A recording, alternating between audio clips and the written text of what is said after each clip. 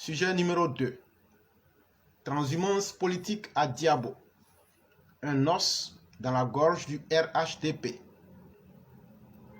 Le RHDP est l'organisation politique ivoirienne la mieux structurée, la plus grande en termes de militants et sympathisants.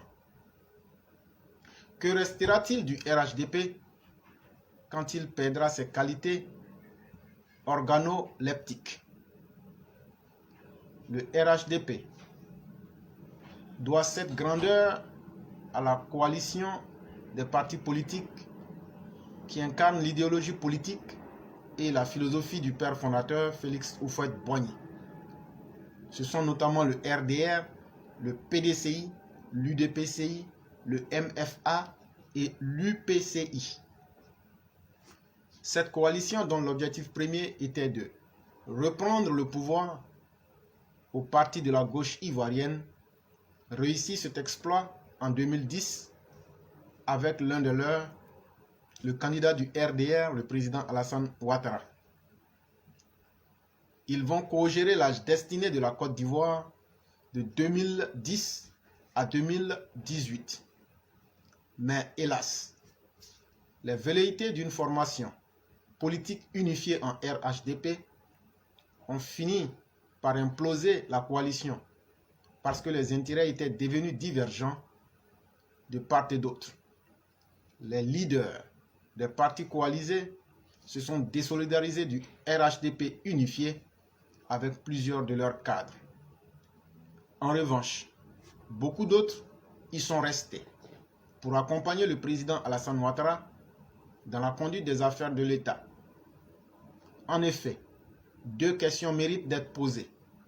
La première, les cadres qui ont quitté le RHDP pour rejoindre leur parti d'origine sont-ils partis parce que leurs attentes particulières égoïstes n'ont pas été satisfaites ou c'est par pure conviction politique?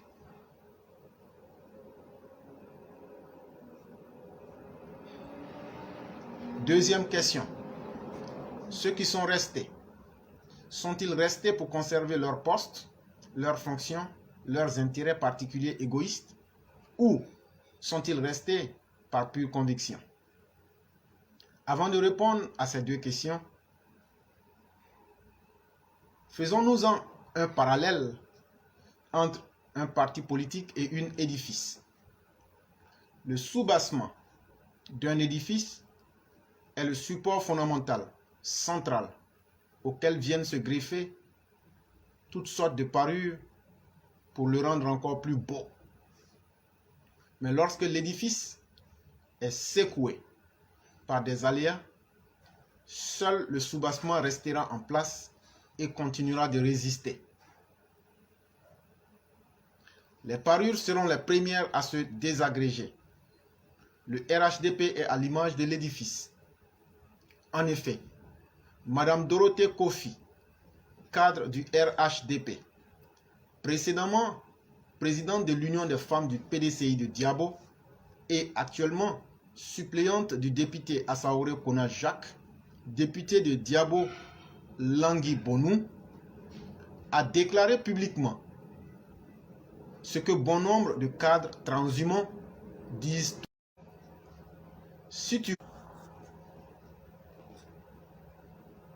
Ceux qui sont fâchés, je vous prie de m'excuser. Et de renchérir avec un proverbe en baoulé: si tu vends toutes tes dents, quand la nourriture viendra, avec quoi tu vas manger? C'est notre situation. Que devrons-nous retenir de ces propos? Furent-ils personnels ou unilatéraux?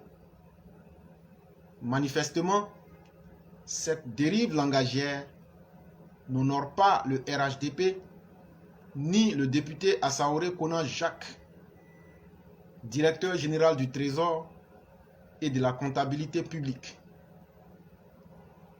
qu'elle supplée à l'Assemblée nationale et qui par ailleurs, par voie de conséquence, a fait une mise au point à cet égard à travers un communiqué pour se désolidariser des propos de sa colistière. J'étais convaincu de sa conviction de militante RHDP, raison pour laquelle je l'ai choisie comme colistière dans la liste RHDP pour les élections législatives de 2021 que nous avions d'ailleurs remportées ensemble. Je suis surpris de me rendre compte que Mme Kofi porte toujours en elle les gènes de l'opposition au moment où, en ce qui me concerne, je suis plus que jamais résolu à étendre l'influence du RHDP dans la zone. Fort de ce qui précède, je réserve par ailleurs le droit de prendre envers elle toutes les mesures disciplinaires que me confèrent les textes en vigueur, a-t-il écrit. En effet, sans langue de bois, Madame Dorothée Kofi a affirmé lors de cette rencontre festive soutenir le PDCI actuel de la commune de Diabo, M. Koumouin René, aux prochaines élections municipales de 2023. Un camouflet pour les militants RHDP de la région. Au regard de toutes ces appréhensions, urbi et orbi, l'on peut se demander que restera-t-il du RHDP quand il perdra ses qualités organoleptiques qui attirent jusque-là certains militants de circonstance. Allez-y trouver le vrai de l'ivraie dans cette panoplie de militants RHDP.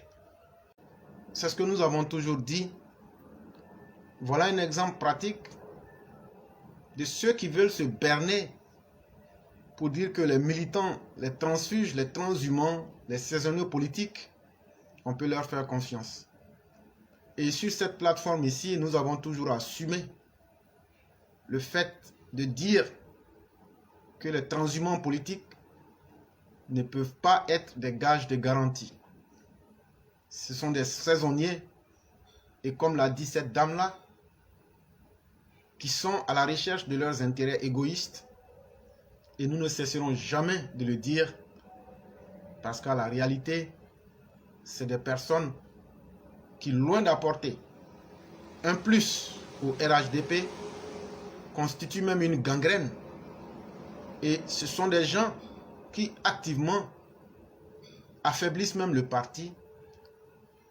Et elle n'a fait que dire tout haut ce que la majorité de ces personnes-là pensent. C'est donc un secret de polichinelle. Et c'est pourquoi nous disons aux militants du RDR, c'est bien maintenant le temps de s'apprêter. Et je l'avais déjà dit il y a plusieurs mois, que plus nous irions vers 2023-2024, chacun sera obligé de se dévoiler. Mais je peux encore vous promettre qu'il y a encore pire à venir. Vous verrez des grandes personnalités qui s'étaient alliées au RHDP un matin se dédire à la place publique quand ils seront suffisamment riches et qu'ils auront suffisamment exploité le RHDP à l'avantage de l'opposition. Il est malheureux de le dire, mais peut-on faire confiance en quelqu'un qui est un traître? Parce que être un transhumant, c'est être un traître. Il peut en exister de bons, mais comment pourrions-nous les reconnaître? Voilà la question qu'il faut poser. Mais la meilleure manière de le reconnaître, c'est ce que cette dame de Diabo a fait. Elle n'a fait que nous avertir pour dire que les RDR, restez vous-même. Et c'est ce jeu malsain auquel beaucoup de personnes du RDR se sont prêtées et qui va leur porter le coup fatal, l'estocade fatale. De croire que non, les autres, ils ont changé. Ils ne changeront jamais. Quelles que soient les circonstances, ces personnes-là sont toujours imbus de leur haine tribaliste, xénophobe, que ce soit au PDCI, que ce soit au FPI, que ce soit partout où vous voudrez. Et donc, 99% des transhumants sont des traîtres. Je l'ai toujours dit, ce n'est pas un fait nouveau, et je l'assume encore à nouveau, pour dire qu'en 2025, Le RDR, RHDP doit compter sur lui-même. Et c'est à cet effet, nous disons, s'il y a encore des cadres qui n'ont pas trahi, voilà encore un exemple palpable en face de vous. Cette dame n'a fait que vous dire la réalité de ce qui va se passer comme en 2020.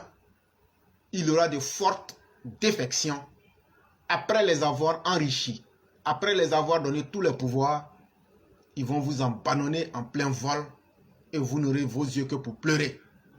En 2025, le RDR sera l'ennemi public de tous les opposants, fussent-ils des transfuges alliés au RHDP ou même encore des opposants restés dans leur coquille. Moi, je préfère tenir le langage de la prudence, le langage de la conscience de soi-même et galvaniser nos militants, encourager nos militants, mettre en confiance nos militants plutôt que de faire confiance en des transfuges qui ne sont que des saisonniers, des gens sans conviction, qui ne sont là que pour leur ventre et qui n'ont pas honte parce qu'ils traînent en eux-mêmes l'âme des traîtres et la traîtrise, et ils n'auront jamais honte de trahir, que ce soit en public ou en privé. Et les exemples ne manqueront pas. Ceux qui veulent être choqués, vous pouvez être choqués, mais moi, ça ne me surprend pas. Et je suis même heureux que ça advienne le plus tôt pour que le RDR, RHDP prenne conscience.